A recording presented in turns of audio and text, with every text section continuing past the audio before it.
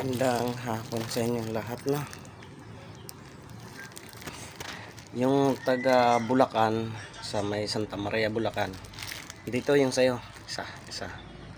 Saka ito yung isa naman sa ibang lugar din to. Yung langis at saka pangontra. Ipapaano ko to sa LBC.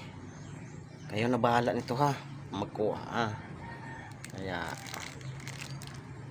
hintayin nyo yung ano nito, Santa Maria Bulacan.